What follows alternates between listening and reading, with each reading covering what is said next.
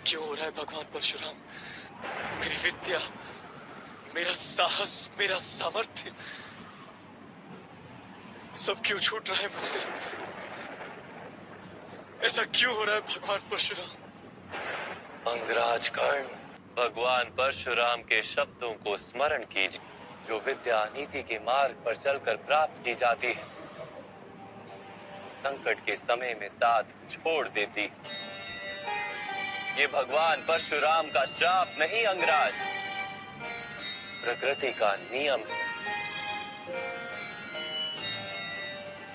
किंतु मैंने अथक श्रम किए थे विद्या प्राप्त करने के लिए वासुदेव। फिर मुझे क्यों मेरी विद्या का विस्मरण हो गया?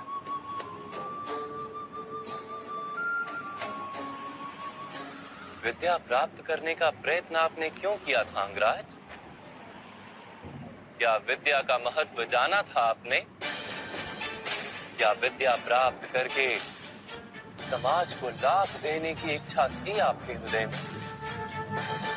या केवल अपने अपमान का प्रतिशोध लेने हेतु आपने विद्या प्राप्त की? वास्तव में विद्या प्राप्त करने हेतु श्रम की तो आवश्यकता ही नहीं होती, केवल एकाग्रता और समर्पण पर्याप्त है। ज्ञान तो आत्मा का सहज गुण है और आप बुद्धिमान। आप ही बताइए, विद्या ग्रहण करते समय मन एकाग्र क्यों नहीं रहता? जब ज्ञान को मनुष्य साधन मानता है, किसी अन्य वस्तु को प्राप्त करने हेतु ज्ञान ग्रहण करने निकलता है, तब ज्ञान ग्रहण करते समय उसका मन स्थिर नहीं हो पाता। ज्ञान उसकी आत्मा का गुण नहीं बन पाता। जैसे रंग वस्त्र का अपना गुण नहीं होता, इसीलिए सूर्य प्रकाश में तप कर रंग छूट जाता है। जो व्यक्ति अमूल्य ज्ञान का मोल जानकर ज्ञान प्राप्त करता है, वो उत्तम बन जाता है। तो जो व्यक्ति कुछ और प्राप्त करने के आशय से ज्ञान प्राप्त करता है, वो जीवन भर श्रेष्ठ बनने की स्पर्धा में लगा रहता है, किंतु उत्तम नहीं बन पाता। आपने भी ज्ञान प्राप्त किया किसी आशय से, भगवान की शरण में रहकर भी आपका मन शांत नहीं हुआ। आप प्रतियोगिता करते रहे कहीं दूर बैठे अर्जुन के साथ। ज्ञान प्राप्ति का आपका आशय ही अनुचित था। तो इस विद्या का विस्मरण कैसे नहीं होता अंगराज? कैसे नहीं करता मैं प्रतियोगिता वासुदेव? कैसे समझौता कर लेता अपने जीवन के साथ? ये समाज निरंतर ही मेरी संभावनाओं को कुचलता रहा है, मेरी शक्ति को सम्मान नहीं दिया, मेरे स्वप्नों को स्वीकार नहीं किया, सदा ही सूत पुत्र कहकर अपमानित करता रहा है मुझे। ईश्वर की दी हुई संभावना मनुष्य का अधिकार है वासुदेव, और यही समाज किसी को उसके अधिकार से किस प्रकार वंचित कर सकता है? अवश्य ही ये घोर अपराध है राधे।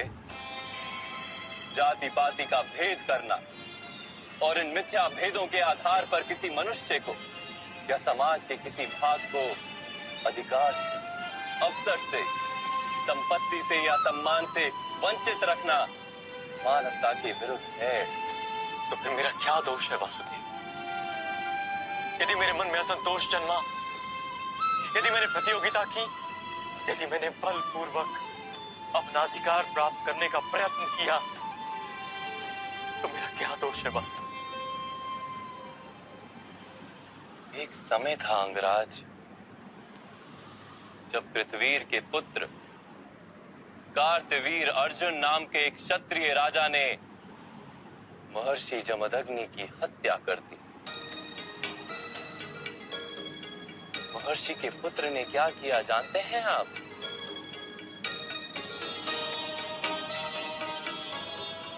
आपने अपनी पीड़ा में भी विचार किया क्यों उनके पिता महर्षि जमदग्नि की हत्या की गई?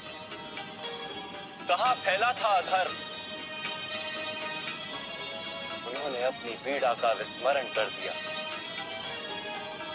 समग्र समाज की पीड़ा को अपना लिया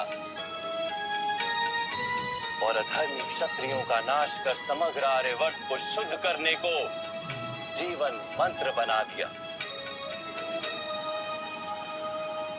वो केवल प्रतिशोध लेकर बैठते तो आज भगवान परशुराम नहीं कहलाते।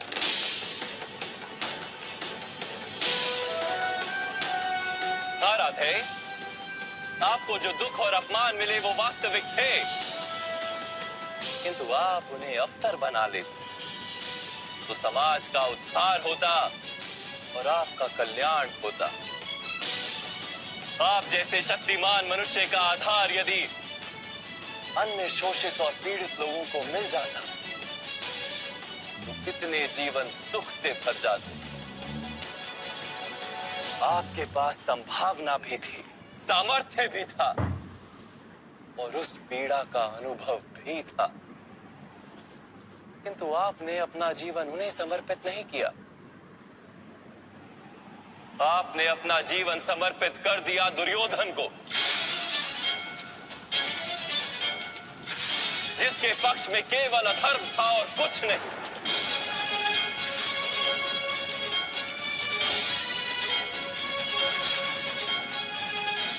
अब देखिए अपनी स्थिति, आप दुर्योधन के पक्ष में खड़े रहे, आप पांचाली के वस्त्र हरण जैसे पाप के भागी बने, आप अपनी माता का सम्मान नहीं कर पाए, अपने ही भाइयों के दो दो पुत्रों की हत्या की आपने, और आज अपना धर्म गंवाकर, अपनी विद्या गंवाकर, अपना संतोष गंवाकर अपने ही अनुज के हाथों मरने के लिए सज्ज खड़े। आप यथार्थ कह रहे हैं वासुदेव।